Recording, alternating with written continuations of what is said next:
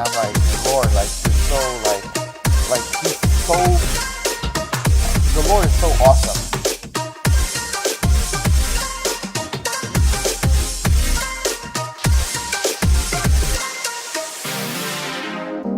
In verse 6, the captain went to him and said, "How can you sleep?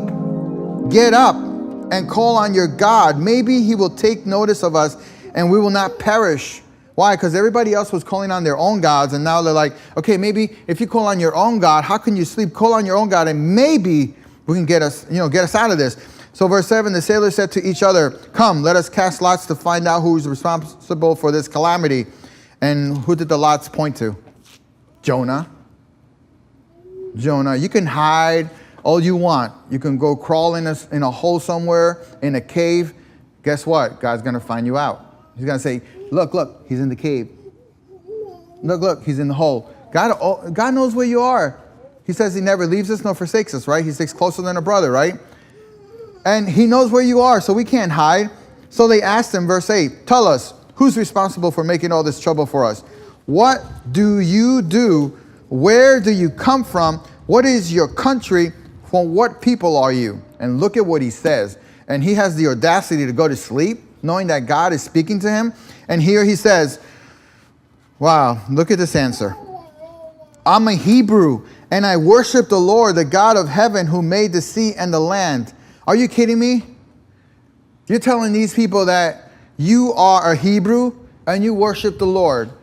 You're telling me you worship the Lord, you love God, you're a follower of God, and still you're ignoring God?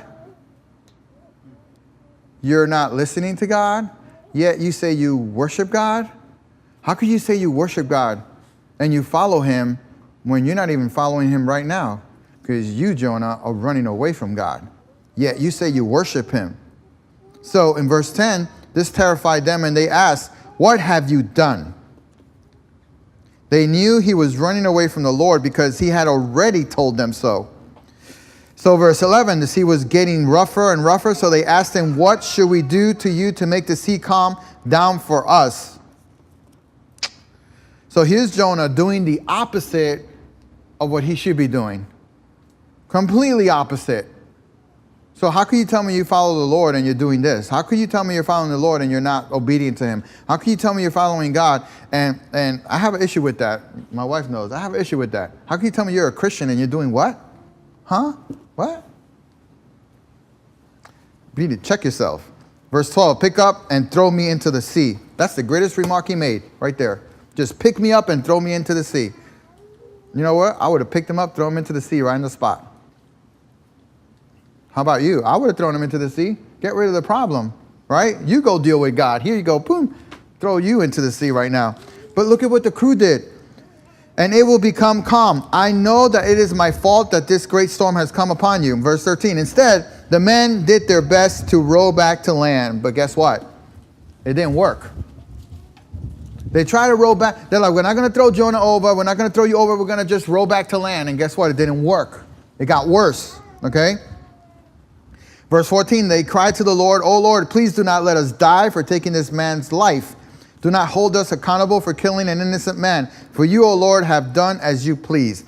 Then they took Jonah and did what? They threw him overboard, finally. And the raging sea, what? Grew calm. Whew, they were spared. Just throw the person overboard. Is that rude? Throw him overboard. No, don't call me. I'm tired of listening to the same thing over and over and over again. Tell me something new. Tell me something that God is doing, you know? Give me some good news, you know? Tell me that you're looking for a job, right? Tell me that you're, I hate my job. I'm not working there no more. Good, so go find another job. Don't tell me about I don't like my job. I don't like my boss. Good. You don't like your boss, then become your own boss. You don't like your boss, then go get another job and try to find a better boss. I don't know. But don't keep telling me, "I hate this job," 6 months down the line. "I hate this job. I don't like my job." Well, you've been telling me that for months. So why don't you just move on?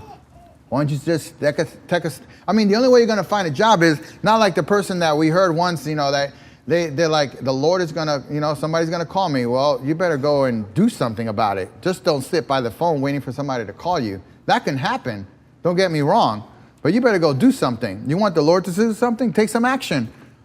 Let me go apply in other places. See what you want to. What do you want to do with your life? You know, where do you want to go? Where is God leading you to go? You know? How many of you like your job? Okay, how many of you don't like your job? You don't want to raise your hands. You know? How many of you don't like the people you work with? You know, but what is God calling you to do? You know, where is God calling you to be?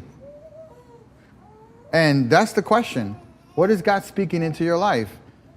Are you just walking away and jumping on a boat, going the opposite way where God is leading you to go? Because that could be the case, you know? And I don't want to be there. I want to be where God wants me to be. I want to go where God wants me to go. I want to move in the direction that God wants me to move. I do not want to be like Jonah, you know? She can stay there. She can make all the noise she wants. So, here, Jonah, they throw him overboard, and what happens? So, verse 17, the Lord provided a great fish to swallow Jonah, and Jonah was inside the fish for what? 3 days and what? And 3 nights.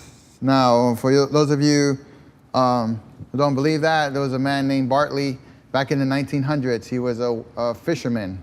They went after whales. Guess what? He fell in the water. He got swallowed by a sperm whale, which is a big whale. He was inside the whale for 15 hours, sorry. 15 hours in a whale.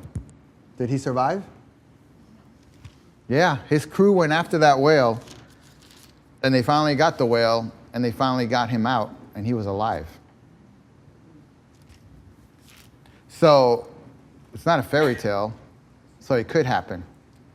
There's another story about another man who was in the water, and they were filming him, and the whale came so close I'm assuming he thought he was a seal or something, and the whale almost grabbed him and missed him.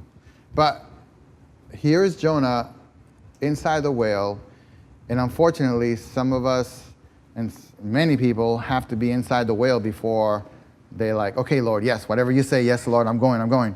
And here's Jonah. What does Jonah do? What does Jonah do? And Jonah, what he does is, he says, in chapter 2, from inside the fish, Jonah prayed to the Lord, his God. What did he do? Here's Jonah. Now he's praying, and he's praying to the Lord, okay?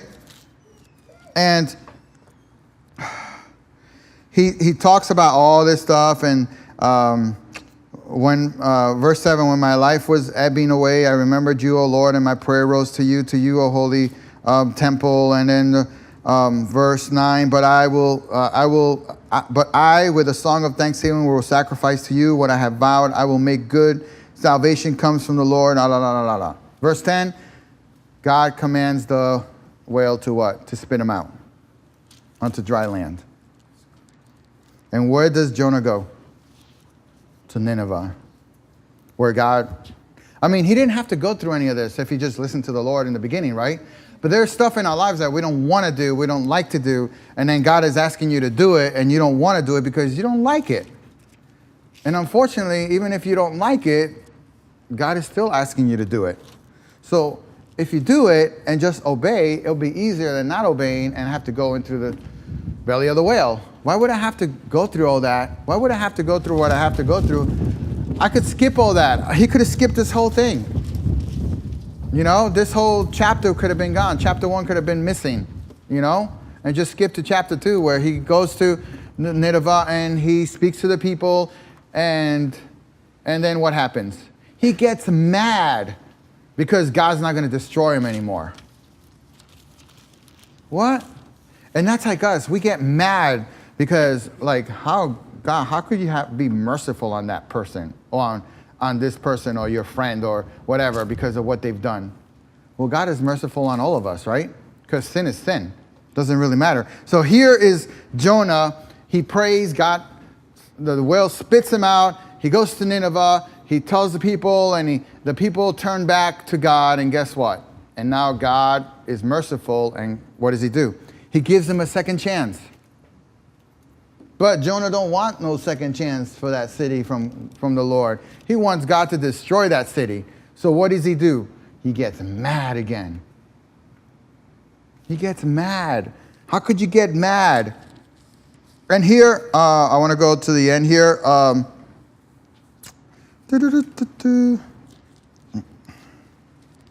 No, I want to go all the way to chapter 4. In verse 1, but Jonah was greatly displeased and became angry. He prayed to the Lord, "O Lord, this is not what I said when I was still at home.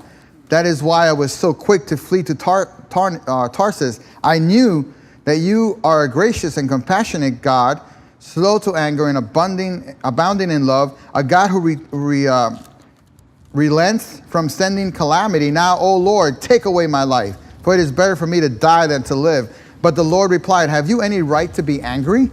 And verse 5, Jonah went out and sat down at the place east of the city. There he made himself a shelter, sat in its shade, and waited to see what would happen to the city. Okay? Now, why is Jonah mad? He's mad because he wants God to destroy that city. I don't like that city. I don't want to go there. First of all, I didn't want to go there. First of all, I didn't want to even deal with those people. I didn't want to deal with this person. I don't want to deal with those people anymore. So just destroy them. Okay? That's what he wanted. So here, verse 6. So God provides a vine, made it grow, gave him shelter, right? To ease his discomfort. So here, let me just pat you in the back. I'll give you some shelter. Let me give you a vine so you can have some, you could be cool. And here, Jonah was happy. In verse 7, but at dawn, okay, here comes the sun. God provided a worm which chewed up the vine so that it withered. When the sun rose, God provided a scourging east wind, and the sun blazed on Jonah's head so that he would grow faint. He wanted to die and said, "It would be better for me to die than to live." Still, but God said to Jonah, "Do you have a right to be angry about the vine?" "I do," he said. "I'm angry enough to die." Sounds like us sometimes. But the Lord said, "You have been concerned about this vine, though you did not tend it or make it grow. It sprang up overnight and died overnight. But Nineveh has more than 120,000 people who cannot tell their right hand from their left hand, and many cattle as well. Should I not be concerned about that great city?" I mean, Jonah, you are so concerned about a vine that you didn't even make grow. Okay? You're concerned about something that you didn't even do. That I'm doing, that I did. And here you are, angry because you want to die because of what I'm doing. And yet you say you serve God, you honor God, you worship God. Let me question my relationship with God then, right? Should I question my relationship with God? I should. I need to look at myself, not look at you. I need to look at myself and where I am with God, where my walk is with the Lord. Do I really trust God, or do I only trust him when things are good? Do I trust God when things don't go my way? Do I trust God when I don't know where I'm going? Do I trust God when I'm not sure about my future or what tomorrow's going to bring? Yeah, I need to trust God in all those things. Do I need to trust God when the little old lady was next to me and I had the opportunity to pay for 2 keys and I missed out on my opportunity because I'm too busy caught up about myself and not concerned about somebody else? A simple thing like that would have probably put a big smile on her face, But I'm so consumed with, with what I have to do, where I have to go. I just wanted to go home. I've been there for 3.5 hours. I just wanted to leave. And we're so consumed by our own lives that we forget about what God is doing in somebody else's life, that he wants to use us, right? To bring joy into somebody else's life, even though we don't like it, even though we don't want to do that, even though we're so, we gotta go and do what we want to do. No, but Jonah was so caught up and I'm not going there that God had to strain him out, And maybe God's not going to look for somebody else. God's going after you. And he's going after me.